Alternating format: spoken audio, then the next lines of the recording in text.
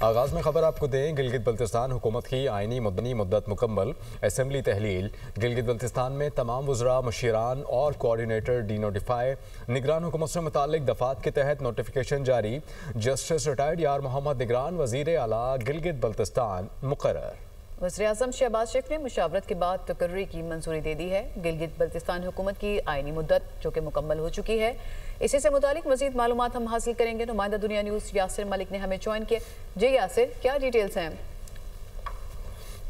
آئینی مدت ہے وہ مکمل ہونے کے بعد وزیر اعلیٰ گلگت بلتستان سبکدوش ہو گئے ہیں۔ ان کی جو کابینہ ہے وہ ختم ہو گئی ہے، ان کے تمام جو کوارڈینیٹر لگائے گئے تھے وہ ختم ہو گئے ہیں، جس کے بعد وزیر اعظم شہباز شریف نے مشاورت کی اپنی گورنمنٹ میں، اور وزراء کے ساتھ مشاورت کے بعد تقرری کی منظوری جو ہے وہ دے دی گئی ہے۔ جسٹس ریٹائرڈ یار محمد نگران وزیر اعلیٰ گلگت بلتستان جو ہیں وہ مقرر کر دیے گئے ہیں، اور ان کی جو نوٹیفیکیشن ہے باضابطہ وہ بھی جاری کر دیا گیا ہے۔ جو نوٹیفیکیشن جاری کیا گیا ہے وہ گلگت بلتستان کونسل کی جانب سے جاری کیا گیا ہے، جبکہ سدیر خان خٹک جو کہ جوائنٹ سیکرٹری ہیں گلگت بلتستان گورنمنٹ کے، ان کی جانب سے یہ نوٹیفیکیشن جاری کیا گیا ہے۔ اگر ہم بات کریں جو جن کی تعیناتی کی گئی ہے ابھی، جو کہ سابق جج ہیں جسٹس ریٹائرڈ یار محمد خان، ان کی تو وہ ضلع سور کے گاؤں ناصر آباد سے ان کا تعلق ہے، اور قانون و عدلیہ کے شعبے میں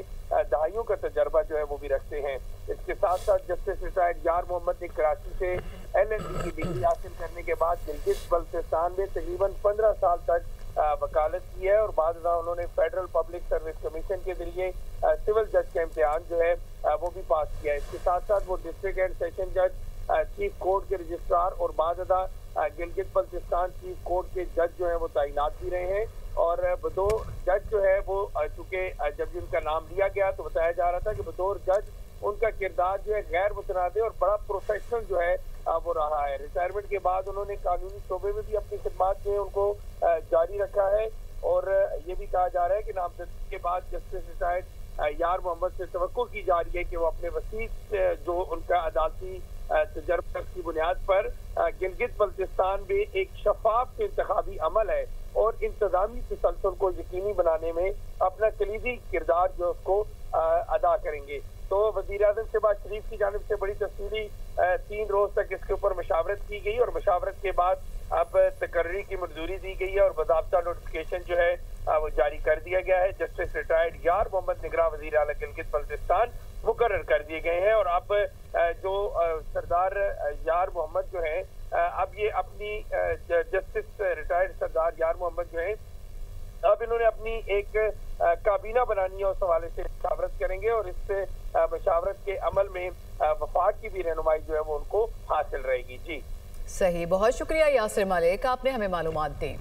صدر شی جن پنگ کے درمیان گفتگو میں اہم معاہدوں پر اتفاق ہوا ہے۔ یوکرین روس جنگ اور جو مختلف معاملات ہیں، زرعی مسائل سے متعلق بھی گفتگو ہوئی ہے۔ چینی صدر شی جن پنگ سے گفتگو سے متعلق امریکی صدر ڈونلڈ ٹرمپ کا سوشل میڈیا پر یہ بیان سامنے آیا ہے، جس میں انہوں نے کہا کہ ہم نے اپنے عظیم کسانوں کے لیے ایک اچھا اور بہت اہم معاہدہ کیا ہے۔ چین کے ساتھ ہمارا تعلق انتہائی مضبوط ہے۔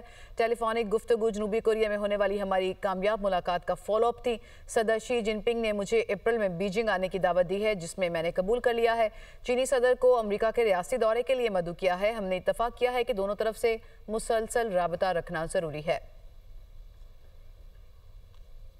Saudi chief of general staff general Fayyaz bin Hamid Alruwaili کی وزیر اعظم شہباز شریف، فیلڈ مارشل سید عاصم منیر اور chairman joint chiefs of staff committee سے الگ الگ ملاقاتیں، باہمی تعلقات، دفاع، سیکیورٹی اور دہشت گردی کے خلاف تعاون پر بات چیت ہوئی۔ سعودی جنرل نے پاک فوج کی پیشہ ورانہ مہارت کو سراہا۔ GHQ کا دورہ اور یادگار شہداء پر فاتح خوانی بھی کی۔ تفصیل جاننے کے لیے یہ رپورٹ دیکھیے۔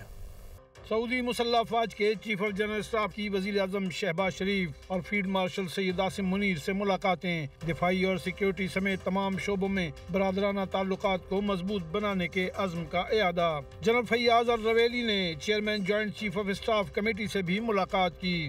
वज़ीर आज़म मोहम्मद शहबाज शरीफ से जनरल फैयाज बिन हामिद अल रवेली ने वज़ीर आज़म हाउस इस्लामाबाद में मुलाकात की। वज़ीर आज़म ने कहा पाकिस्तान और सऊदी अरब दहशतगर्दी और इंतहा पसंदी के खिलाफ मुश्तरका मौक़िफ़ रखते हैं और खित्ते में अमन व इस्तेहकाम के लिए साथ खड़े हैं। जनरल रवेली ने सऊदी क़यादत की जानिब से वज़ीर आज़म और पाकिस्तानी अवाम के लिए नए ख्वाहिशात का पैगाम पहुँचाया और दिफाई ताल्लुकात को नई बुलंदियों तक ले जाने के अज़्म का इजहार किया।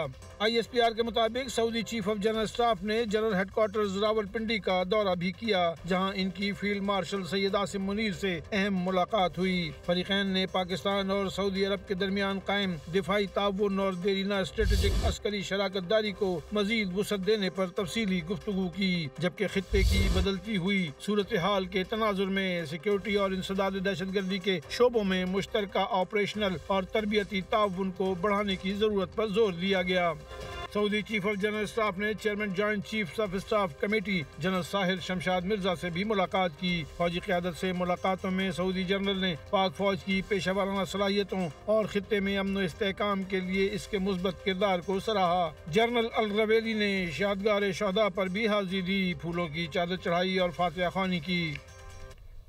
पेशावर सदर में फेडरल कांस्टेबलरी हेडक्वार्टर्स पर फितनाल खारिज का हमला नाकाम बना दिया गया। खुदकुश धमाके में 3 FC एहलकार शहीद और 3 जख्मी हुए। धमाके में 9 शहरी भी जख्मी हुए। वज़ीर ने IG खैबर पख्तूनख्वा से रिपोर्ट तलब कर ली। शहदा की नमाज जनाजा अदा कर दी गई है। तफसीलात के लिए ज़िशान काका खैल की ये रिपोर्ट देखिए। FC हेडक्वार्टर पेशावर सदर पर दहशतगर्दों का हमला बरवक्त कार्रवाई से नाकाम बना दिया गया। हमले में 3 FC एहलकार शहीद, 3 जख्मी हो गए, जबकि 9 शहरी भी धमाके की जद में आए। धमाके के 11 जख्मियों को लेडी रीडिंग जबकि 1 जख्मी को खैबर टीचिंग अस्पताल मुंतकिल किया गया। CCPO पेशावर डॉक्टर मियां सईद के मुताबिक सुबह 8:10 पर 3 खुदकुश हमला आवरों ने FC हेडक्वार्टर में घुसने की कोशिश की। एक ने खुद को गेट पर उड़ाया, जबकि 2 हमला आवर धमाकों के बाद अंदर दाखिल हो गए। हमला आवरों के गेट में दाखिले के बाद FC एहलकारों ने फौरी रिस्पांस दिया। 50 सेकंड में बख्तरबंद मेन गेट पर पहुंची और वहीं 2 दहशतगर्दों को हिलाक कर दिया। फौरी और बरवक्त कार्रवाई से बड़ा नुकसान नहीं उठाना पड़ा। हमला किया गया जिसमें 3 जो हमारे फेडरल कांस्टेबलरी के जवान हैं वो फौरी शहीद हो गए। 2 खुदकुश हमलावर ने अटैक के लिए अंदर जाके एंट्री की। एंट्री करते ही हमारे फेडरल कांस्टेबलरी के जवानों ने फौरी तौर पर रिस्पांस किए। उन्होंने उनको फौरी तौर पर न्यूट्रलाइज किए। धमाके के बाद वज़ीर आला खैबर पख्तूनख्वा लेडी रीडिंग अस्पताल पहुंचे और मीडिया से गुफ्तगू करते हुए कहा कि सूबाई हुकूमत दहशतगर्दी के खिलाफ इकदामात उठा रही है। दहशतगर्दों के मुकाबले में पुलिस को जदीद सहूलियात दे रहे हैं। हम ऑलरेडी सूबाई हुकूमत उनके लिए जो मॉडर्न इक्विपमेंट्स है वो ऑर्डर कर चुकी हैं, लेकिन बदकिस्मती से उसमें थोड़ा टाइम लग रहा है। बुलेट प्रूफ गाड़ी आ चुकी है और हम अपनी पुलिस की मजीद कैपेसिटी बिल्डिंग भी कर रहे हैं। इब्तिदाई तहकीकात के मुताबिक हमले के वक्त FC हेडक्वार्टर में परेड जारी थी। परेड के वक्त 450 FC जवान मौजूद थे। खुदकुश जैकेट से लेस 3 खुदकुश हमला आवर पैदल आए, जिनका मकसद FC अफसरान और तंसीबात को भारी नुकसान पहुंचाना था। हमले में शहीद होने वाले तीनों एहलकारों की नमाज जनाजा FC हेडक्वार्टर में अदा कर दी गई। नमाज जनाजा में वज़ीर आला Khyber Pakhtunkhwa Suhail Afridi, core commander Peshawar, IG police Zulfikar Hamid समेत चीफ सेक्रेटरी समेत आला अस्करी और सिविल क़यादत ने शिरकत की।